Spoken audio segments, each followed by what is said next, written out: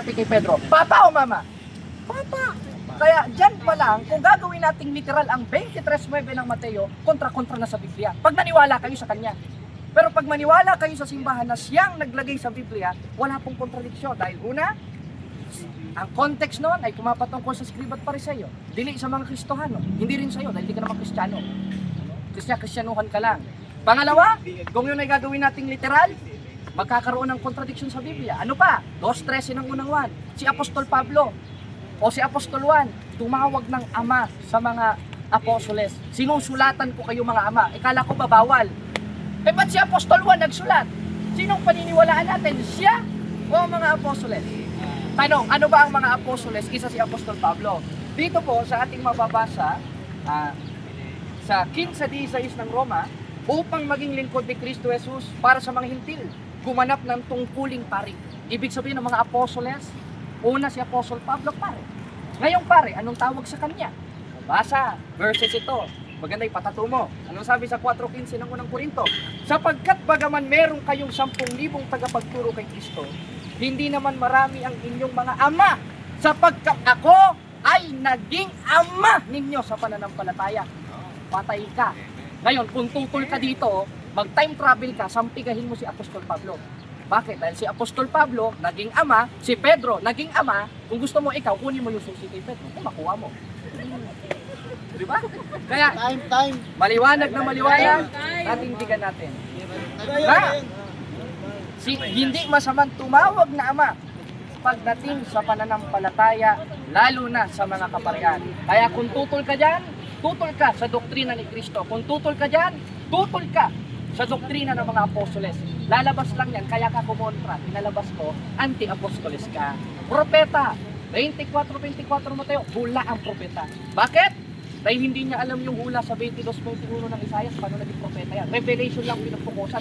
Sinali pa si Manny Pacquiao. Anak ko! Dapat sinali mo rin si Kuya Will. Diba? Kaya yan po ang argumento ng simbahan. Pagpasensyahan mo na, Prophet Louie, kailangan ko lang talaga maging mabagsik. Ano? Pagpasensyahan mo na kung nakasabi ako sa iyo ng masakit. Dahil masakit ang katotohanan pero hindi papasa sa iyo. Okay. Dahil ang ating argumento sa 7:17 ng 1 sa turo.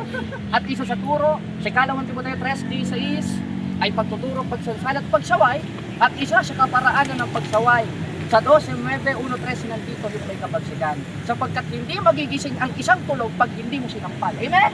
Amen! Kaya kailangan muna kitang sampalin ng tunay na aral. Ano na to? Para sa basketball, may sikuhan. Pero walang suntukan. Depende na lang kung suntukin mo ko. Ano? Kaya yan po ang argumento ng simbahan, argumento ng mga apostoles para hindi po kayo maligaw at ating natindigan ngayon. Moderator, rule na tayo. Cross-examination. Okay, salamat sa 10 minutes.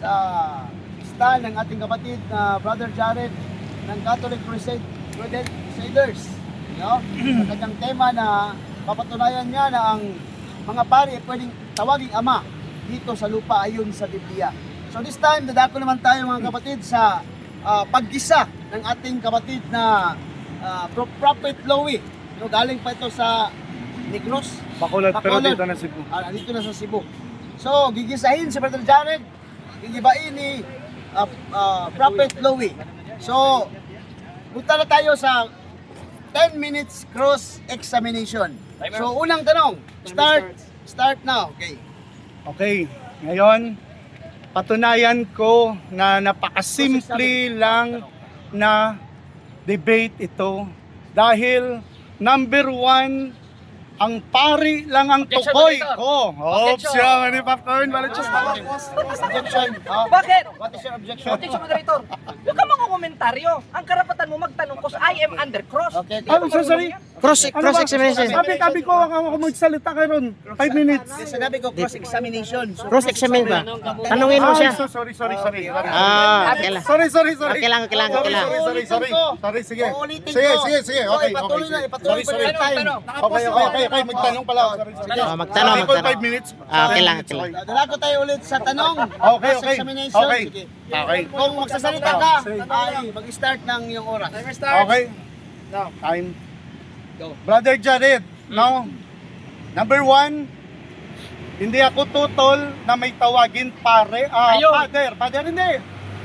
Father, kahit dito sa mga bangkita lang, may tinatawag, Father. Objection, moderator. Kaya, oh. Objection, Stop. moderator. Ang tungkulin nyo magtanong. Mamaya ka mangomentaryo. I am Okay, under, okay. sabi ko sa Okay, iyo, okay, mag-aaral sige. ka ng debate Yan. Wait lang. Mahamon-hamon ka, di ka pa. Yan ang tanong rin. Wait lang. Ay, nako. Wait lang ha. Ay, ito yan, pag may mag-object, Tanong, mag-stop tanong, muna. Mag-stop muna.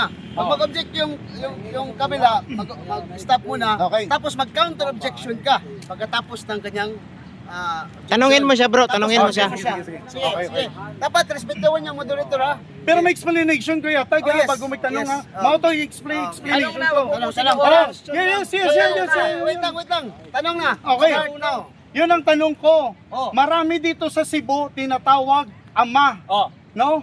So ang pag sinabi hindi naman siya pare, walang problema 'yon, di ba? No?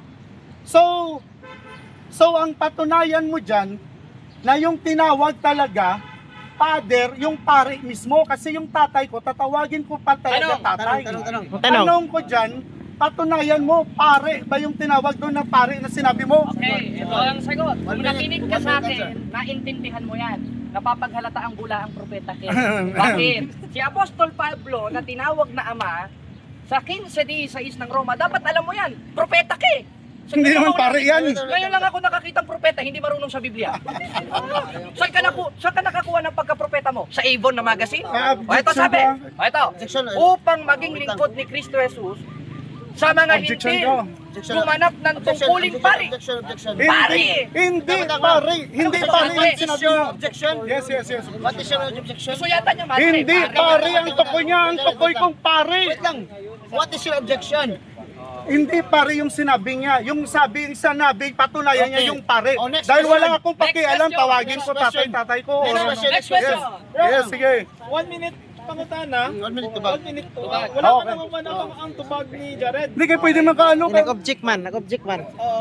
So, Next question na lang. Ganito ha. Pag sumagot na ng categorical, so wag na lang tayo mag-object kung sinagot na ng categorical yung question mo. Okay, okay. Para Hintayin tuloy-tuloy. na lang Okay, natin na matapos. sumagot yung katunggali ng 1 minute. So, respetuhin na natin yung sagot, no? Yung mahirap At na tanong. least, ang tanong ay categorical, sasagutin ng categorical. Pero kung hindi siya sumagot ng categorical, example, yes or no, so pwede ka mag-object. Yun. 26 Okay. seconds. Total na may rebuttal, bro. May 10 minutes on niya. 20 seconds, 20 Okay, seconds. maliwanag na maliwanag. Si Apostol Pablo na tinawag na ama, ayon sa 4:15 ng unang Korinto o Father, maliwanag na maliwanag sa Roma, ay pari o may tungkuling pari. Alangan namang madre. Ikaw na namang madre. Ganun-ganun ka dyan, tapos may rosaryo pa. O kaya, maliwanag, nasagot ang tanong. Next question, Next please. question. Yung mahirap. Next question. Next question. 1 minute na question. Sumagot na siya. Next question na. Tanong. Tanong. Hindi ko makakontinue sa kanya, no? Question lang yun. Huwag ka mag-commentary. Oh. May stand ka man, rebuttal mamaya. May- Magtanong may- ka sa kanya. Sige. Ah. Tanong. Second question. Saan na lang verse na nakalagay pare yung sinabi dyan na ano? Saan verse na sinabi pare dyan? Saan? Meron na. Oo, Sagot. sige. Ang sagot, Sige. 15:16 ng Roma. Verse ba to? Verse, hindi to page ng dyaryo.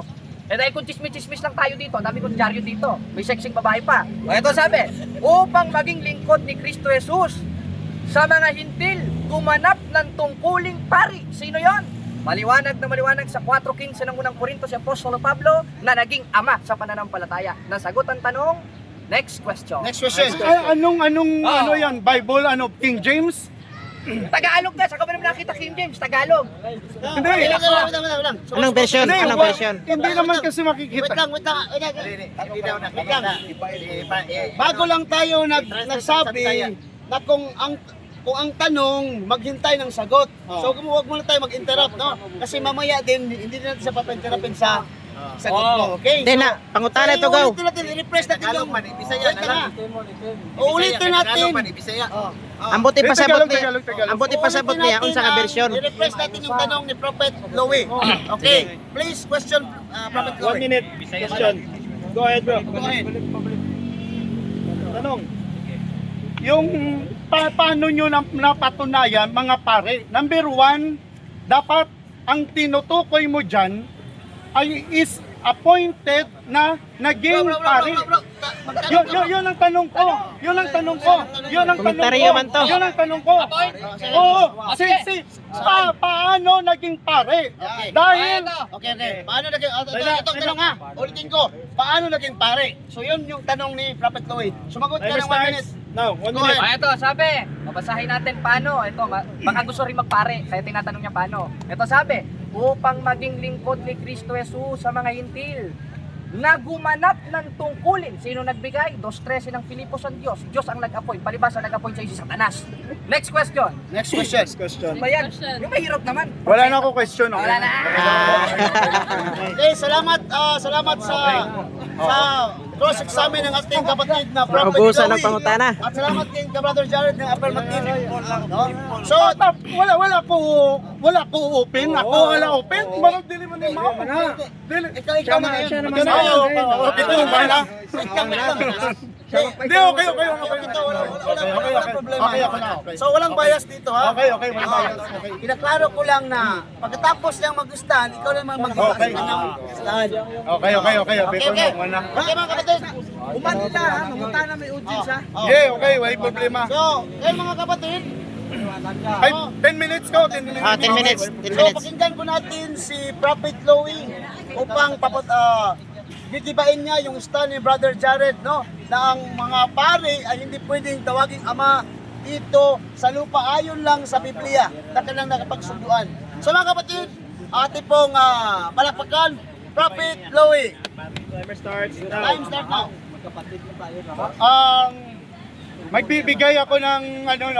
Magbibigay ako ng isang propesiya about sa church, no? Kasi kung tumatawa si Brother Jared, napakaganda niyan, no? Brother Jared, dito ka muna. Wait lang.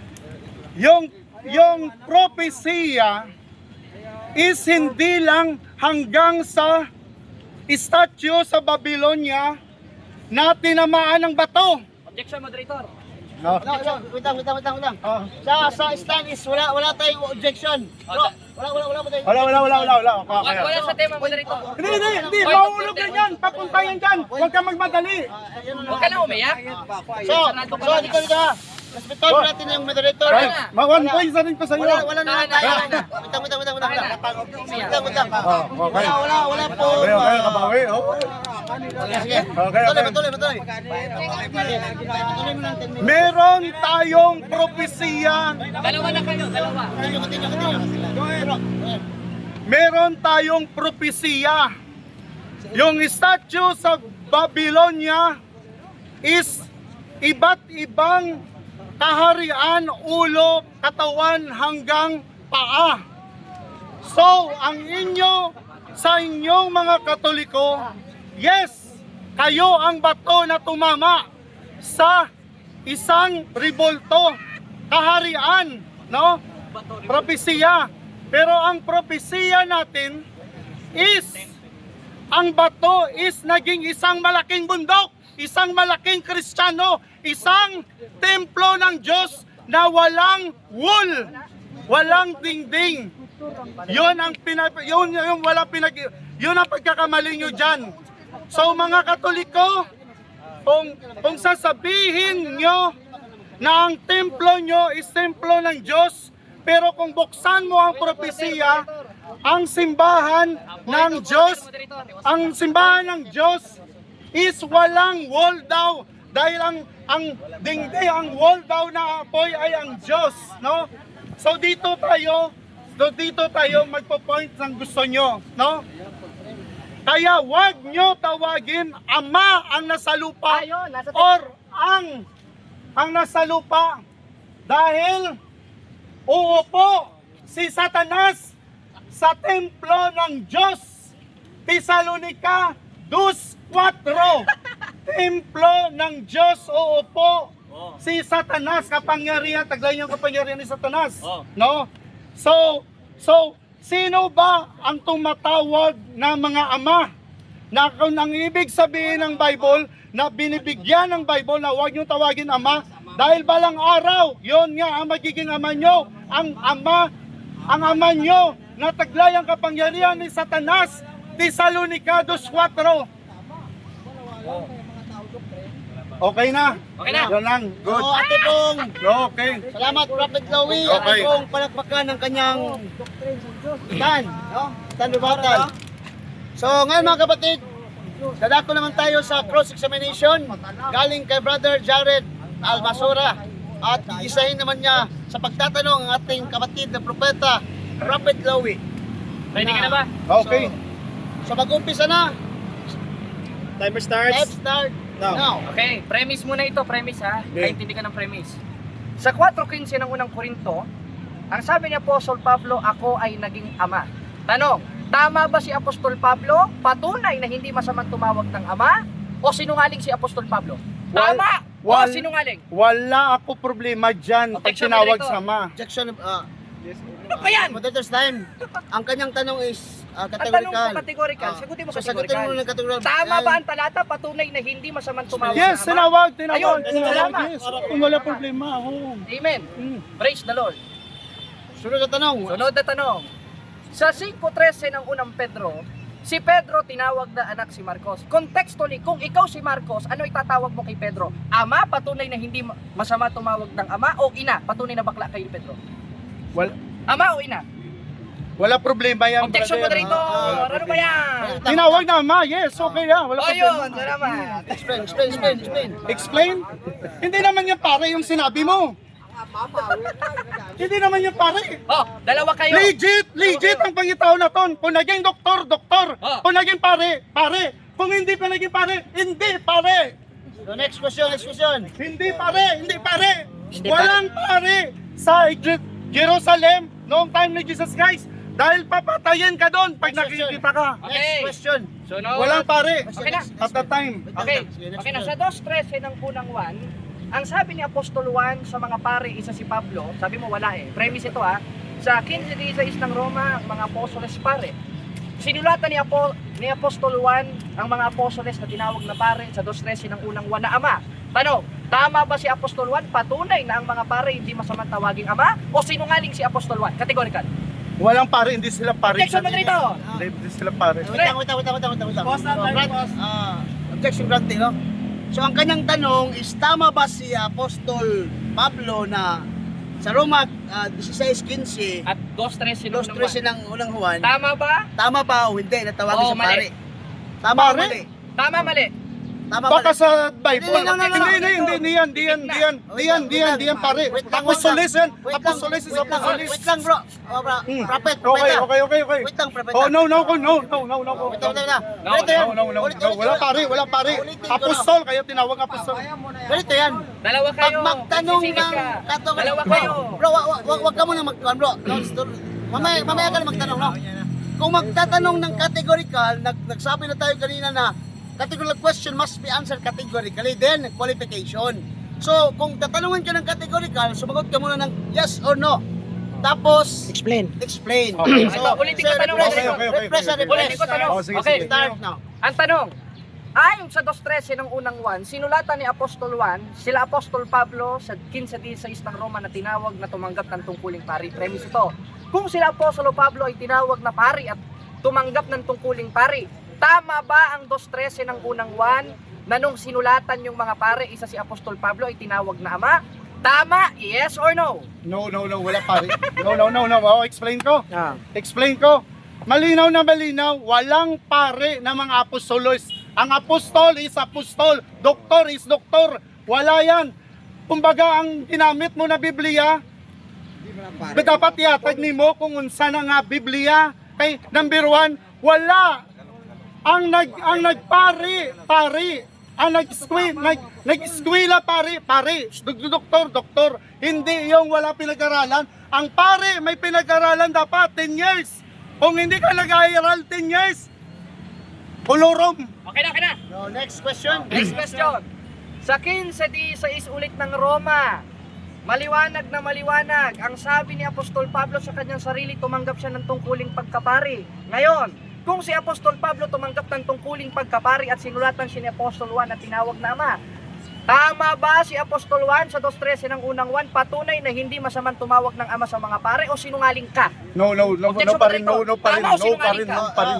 pa rin, walang pare, walang pare. Pag may pare, nilagay mo, wala. Wala. Sinagot ng kategorya. Sige. Next Sabi question. mo wala. O tingnan nyo, knockout ito. Sa 15 days, knockout na. Dalawa na kayo. Sabi ko sa iyo, total dumadaldal ka. Dalawa kayo ng puno nyo. No. Papuntayin mo dyan, moderito. Papuntayin mo dyan, moderito. So magtanong ang affirmative side. Hindi, dalawa na kayo. Dito ka na. May paliwanag ako. Isa lang ang amahan, tawagon ang Diyos. Ito na. Sabi niya, hindi, wala pa. Tatanong na ako. Simbaon siya nga tawagon amahan Bilaw. sa langit. Okay. Pero kita, gin-create siya, ginimo ta sister and brother ang tawagon. Ayos. Sabi mo kanina, Sister walang and pare. brother, Narinig nyo yan. Timer starts. Now. Next question. Sabi mo kanina, walang pare. Narinig nyo yan. Knockout ito. Tapos ang karir nito. Puto lang sungay nito. Sa 15:16 ng Roma, ang sabi ni Apostol Pablo, tumanggap ako ng tungkuling pagkapare. Tanong, ayon sa aking nabasa, ano ang tinanggap niya? Pagkapare o pagkamanluloko kagaya mo? Wala. Ang Bible, hawak niya. Ang Bible, hawak niya. Dili match.